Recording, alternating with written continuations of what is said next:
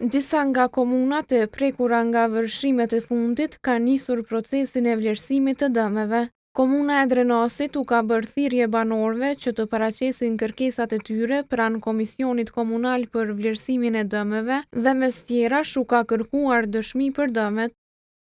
Kërkesat duhet të jenë të plota dhe të shoqëruara me dokumentacionin e nevojshëm si në vijim, fotografi që dëshmojnë gjendjen reale të dëmeve të realizuara nga vendi prekur nga vërshimet, çdo dokument shtesë që vërteton pronësinë ose dëmin e pësuar nëse ka.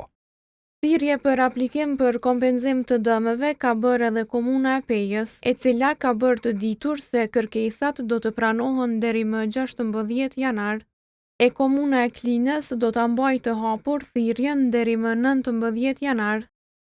Drejtoria për shërbime publike dhe emergjente, duke u bazuar në vendimin e kryetarit të komunës për formimin e Komisionit për vlerësimin e dëmeve nga fatkeqësitë natyrore, njofton të gjithë banorët që kanë pësuar dëme nga vërshimet e fundit se ka hapur procesin e pranimit të kërkesave për vlerësim. Ftohen të gjithë qytetarët e prekur që të dorëzojnë kërkesat e tyre për daljen e komisionit në terren për vlerësimin e dëmeve të shkaktuara.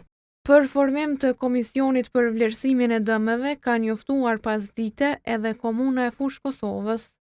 Derisa komunat e prekura gjatë kësaj jave janë në pritje të vlerësimit të dëmeve, autoritetet nuk kanë kompenzuar plotësisht as dëmet e shkaktuara nga përmbytjet e viteve të mëhershme. Në Asociacionin e Komunave të Kosovës kanë theksuar se komunat e Skenderajt dhe Rahovecit ende nuk janë kompenzuar plotësisht për dëmet e shkaktuara gjatë viteve 2023 dhe 2024.